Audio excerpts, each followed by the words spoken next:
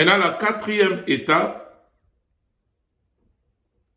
Dieu prépare ta femme et il te l'amène. Là, nous sommes toujours dans Genèse au chapitre 2. L'Éternel Dieu forma une femme de la côte qu'il avait prise de l'homme. C'est-à-dire la femme est tirée de l'homme. C'est pourquoi la femme représente le corps de l'homme, comme l'Église représente le corps de Christ. Et il l'amena vers l'homme. Donc la femme de ta vie, la femme qui fera ton bonheur, il doit être la femme que Dieu t'amène. Si c'est une femme que toi-même tu as choisie, si c'est une femme que tes parents t'ont donnée,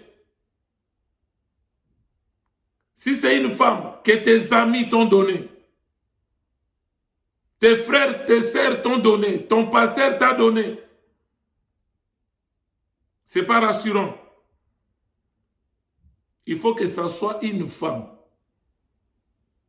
que Dieu a préparée pour vous et Dieu l'a amenée auprès de vous. C'est très important cet élément. Et la femme que Dieu prépare,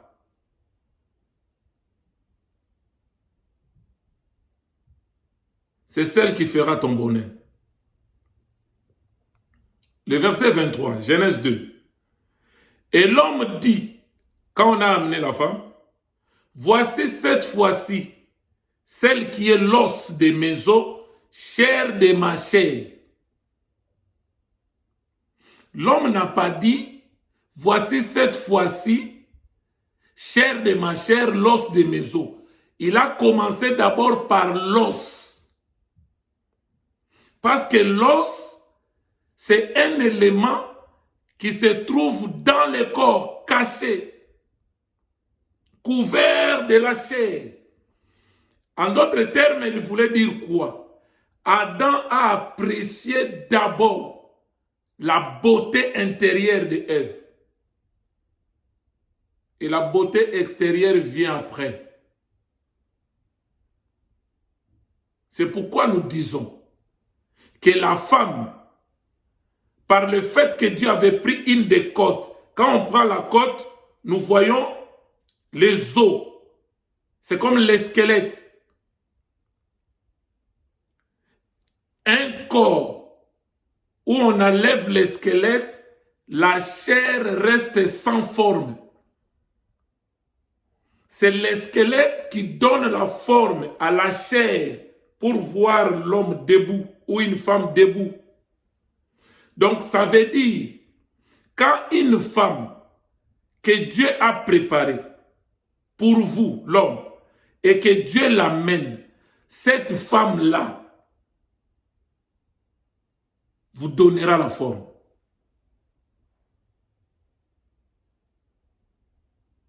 C'est comme Christ, sans son épouse, il est sans forme.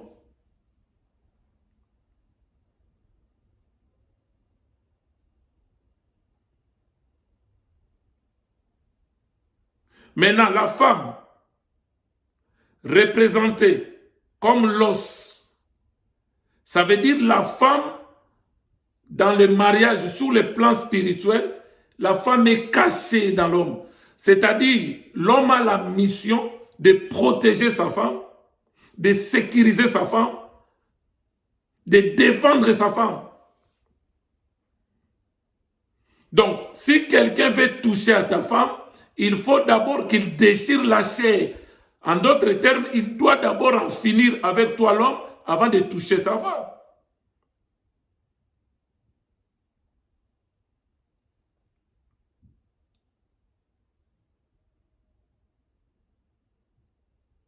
Dans Genèse 24, Abraham a envoyé son serviteur pour chercher une femme pour son fils Isaac. Mais maintenant, le serviteur, en cours de chemin, il a fait une prière, il dit, Seigneur, fais réussir ma mission. Je viens là où il y a le puits d'eau. Je sais que les filles vont sortir pour puiser de l'eau. Mais la fille que je demanderai de me donner à boire, non seulement il me donnera à boire, et qu'elle donnera aussi à mes chameaux. Ça sera celle-là. En d'autres termes, il avait mis un signe pour dire, Seigneur, si cette femme est vraiment la femme que tu as destinée pour moi, Seigneur, je mets un signe. C'est important aussi. Mais souvent, quand on est déjà amoureux ou amoureuse, des fois pour demander un signe un peu compliqué, on demande des signes simples. Parce que le cœur est déjà emporté par l'amour. Le cœur est déjà emporté par la beauté. Moi, j'ai vu des frères. Pour faire un signe, il dit, bon, aujourd'hui on va aller à l'église. Si la sœur là vient seulement me dire bonjour ou shalom, me saluer, donc c'est elle. Et ça, c'est un signe facile. Il y a des sœurs qui disent, vraiment, je suis dans la prière, je vois le frère là, il est en train de me faire des avances. Aujourd'hui, je vais le regarder. S'il me fait sourire, donc c'est lui, c'est confirmé. Mais le serviteur a dit, le serviteur avait 10 chameaux. Pour qu'un chameau soit désaltéré, il doit prendre plus ou moins 20 litres d'eau, 200 litres d'eau. 200 litres. Parce que c'est un animal ruminant, c'est un animal qui fait la provision dans des poches. Parce qu'il traverse plus les déserts. Quand vous traversez les déserts, il n'y aura plus d'eau. Maintenant, les réserves qu'il aura, c'est ce qui va l'aider. Là, c'est tout un enseignement aussi.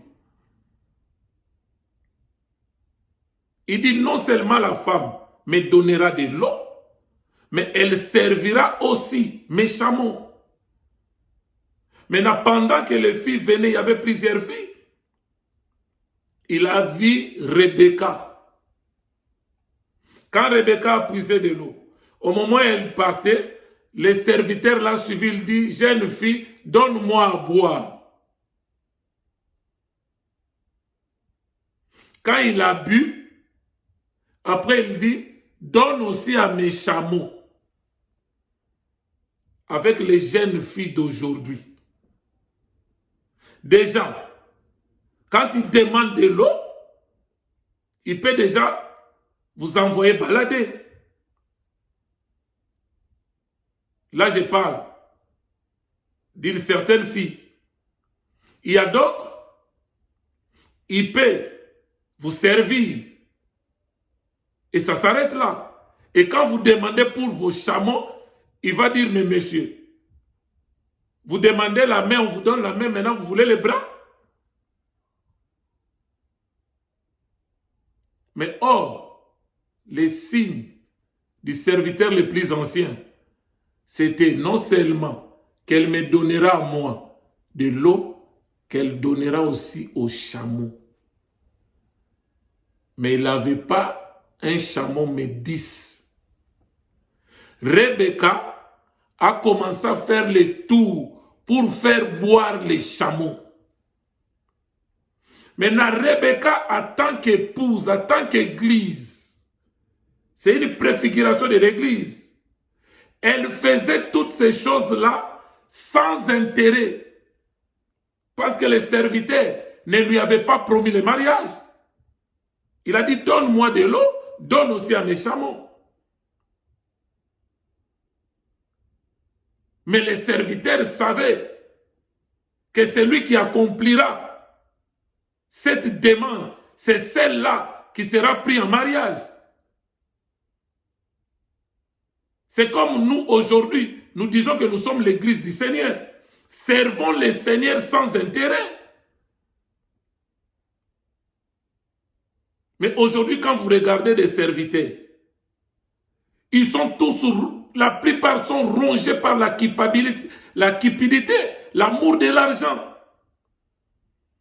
Ils servent Dieu pour devenir des millionnaires. Ils servent Dieu pour avoir des avions, pour avoir des maisons, pour avoir des voitures, pour avoir des comptes remplis en banque. On ne sert pas Dieu pour ces choses-là. La Bible dit, l'amour de l'argent, c'est la racine de tous les maux. 1 Timothée chapitre 6. Quelques-uns en étant possédés, ils se sont éloignés loin de la foi. Il dit, toi, homme de Dieu, fuis ces choses, cherche la justice de Dieu.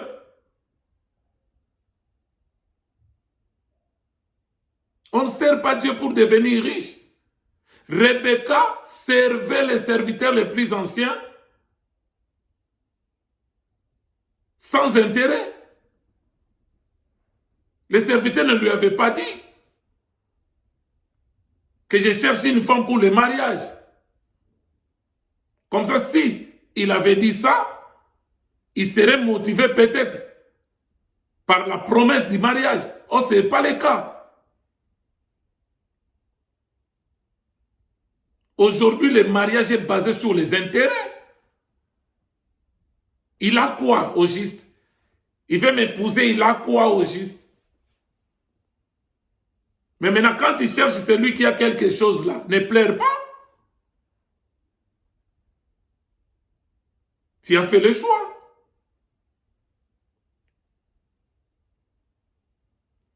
Donc c'est très important de comprendre les étapes.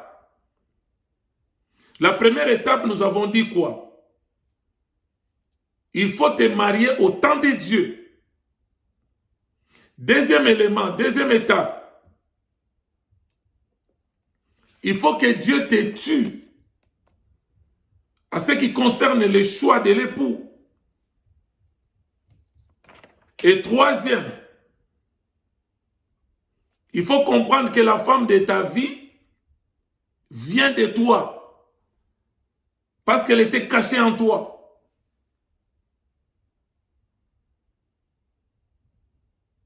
C'est pourquoi tu dois aimer ta femme comme ton propre corps. Parce que spirituellement, ta femme est tirée de toi. Elle vient de toi, elle était cachée en toi.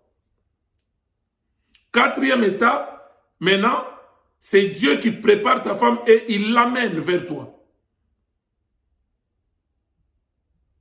Maintenant, cinquième étape, il faut maintenant avoir la révélation de ta femme. Et la femme aussi doit avoir la révélation de son mari.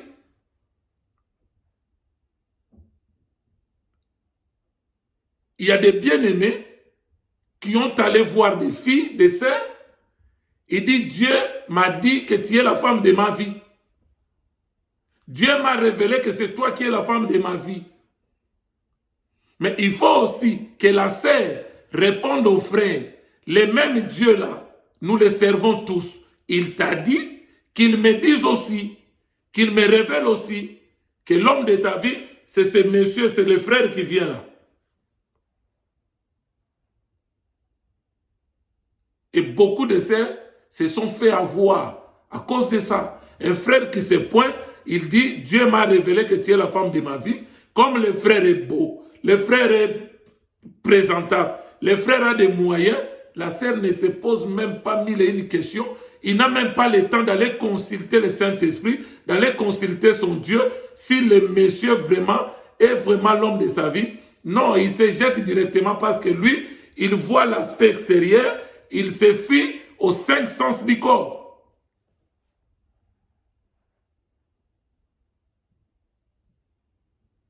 Il y a des hommes qui ont épousé des femmes parce que la femme, là, elle chante bien. Elle a une belle voix.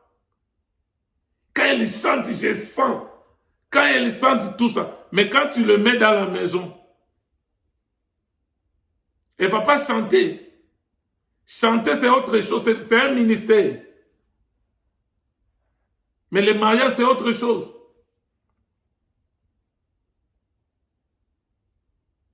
Nous devons faire très attention.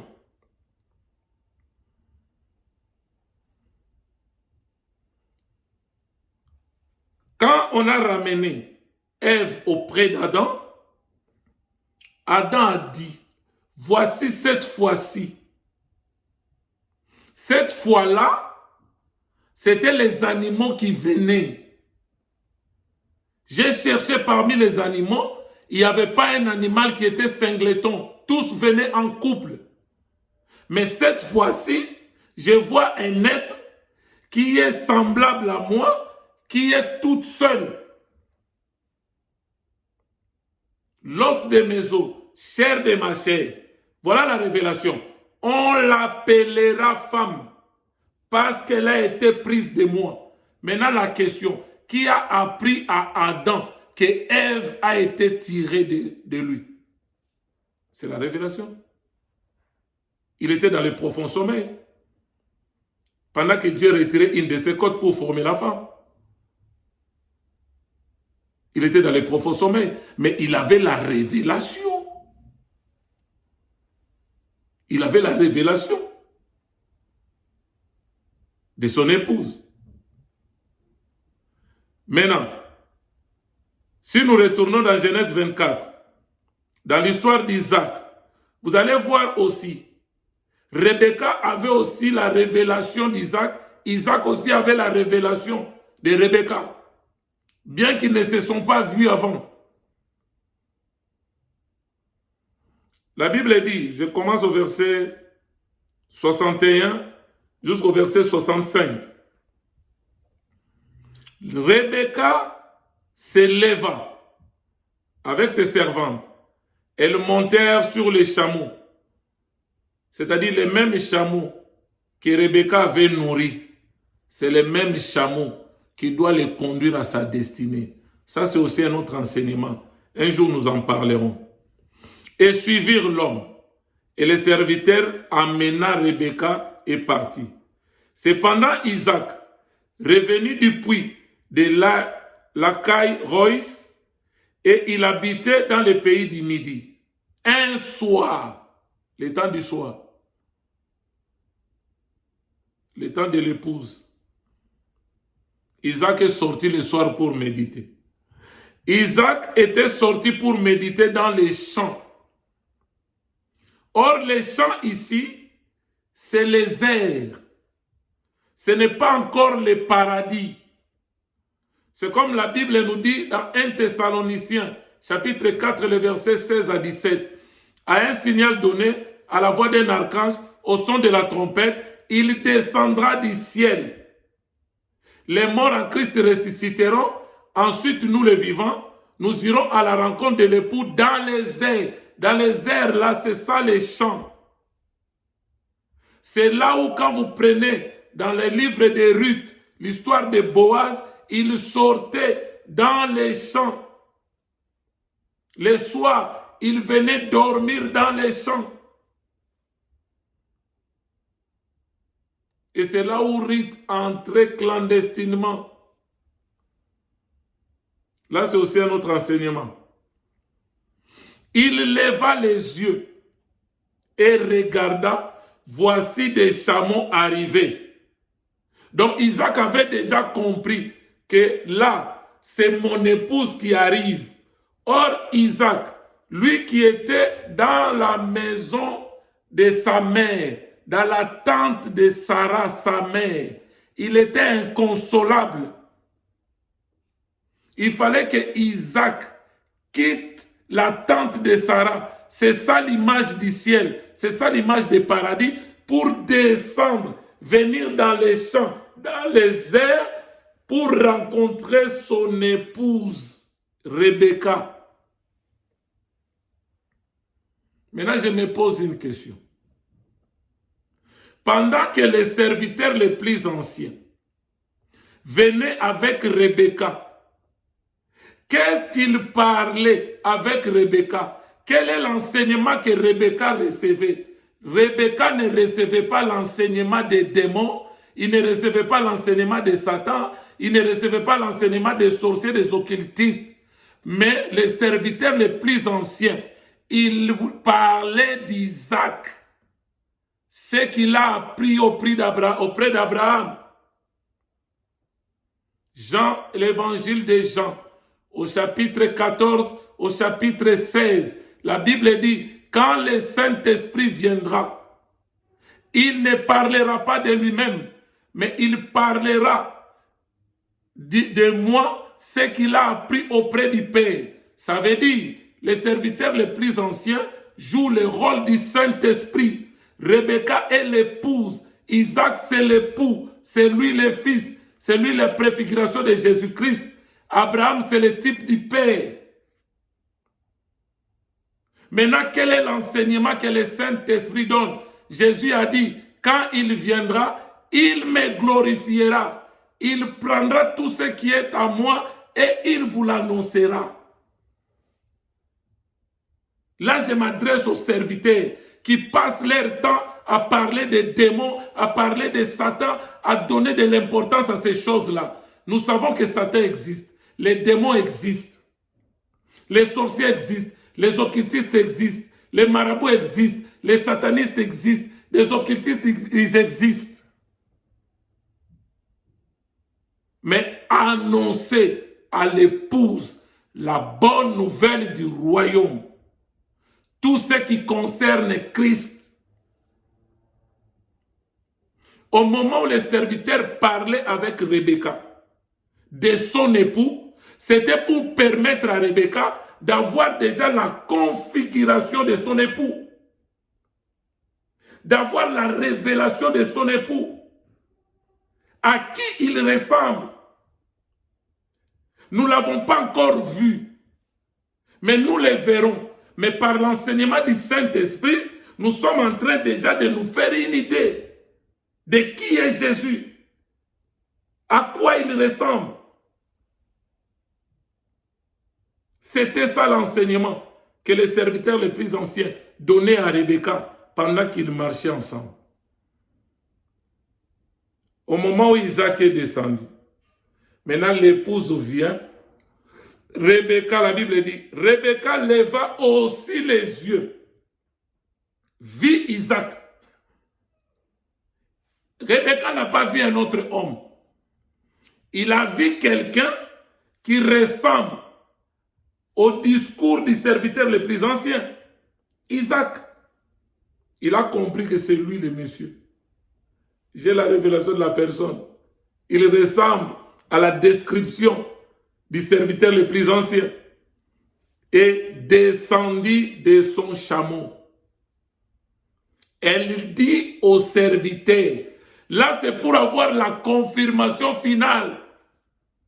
Mon frère, ma sœur, après avoir franchi toutes ces étapes, pour t'engager, il faut avoir la confirmation finale du Saint-Esprit. Rebecca a vu que tous les éléments sont réunis. Mais il faut la confirmation finale du Saint-Esprit. Il dit, qui est cet homme qui vient dans les champs à notre rencontre? Et le serviteur répondit, alléluia, c'est mon Seigneur. Alors, elle prit son voile et se couvrit, symbole de la virginité. C'est là où l'apôtre Paul a dit, je vous annonce l'évangile, je vous prépare pour vous présenter à Christ comme des vierges pures. Or, être vierge pure, c'est-à-dire rester dans la saine doctrine. Quand il reçoit un autre évangile,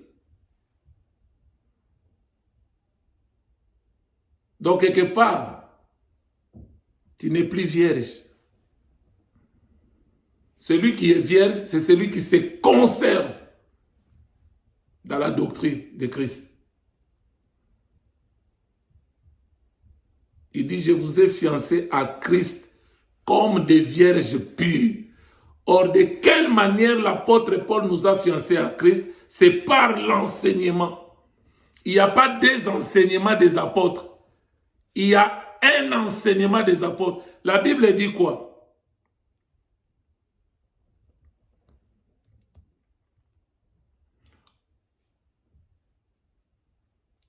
Sur l'Éphésiens 4, il parle de l'enseignement et non les enseignements des apôtres. L'enseignement au singulier.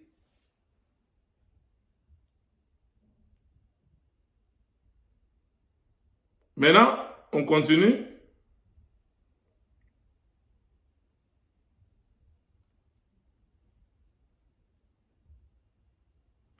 Le serviteur raconta à Isaac toutes les choses qu'il avait faites.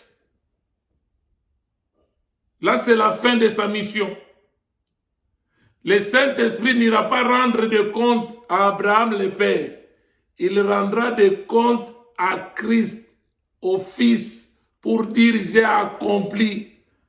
Je ne lui ai pas parlé d'autre chose que de toi, son époux.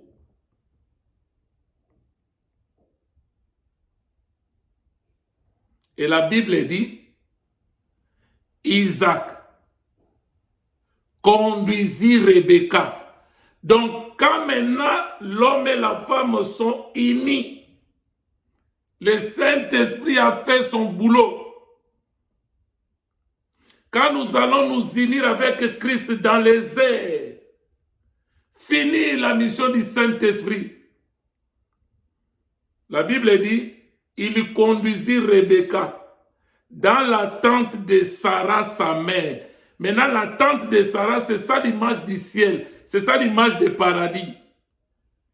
Il prit Rebecca, qui devait sa femme. C'est là maintenant le mariage. Et il l'aima. Ainsi fit consoler Isaac après avoir perdu sa mère. Isaac maintenant était consolé. Donc Christ sera consolé le jour où il retrouvera son épouse dans les airs et il nous conduit dans les ciels, au paradis. C'est en ce moment-là qu'il sera consolé.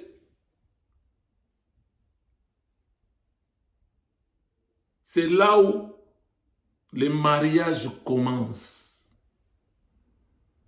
C'est pourquoi prochainement, nous parlerons maintenant du mariage proprement dit, comme 6e étape. Pour l'instant, que Dieu vous bénisse, que Dieu vous comble. N'oubliez pas de vous abonner dans notre chaîne sur YouTube, Héros, au pluriel avec S, espace, de la foi, espace, TV. Que Dieu vous bénisse, que Dieu vous comble. À la prochaine.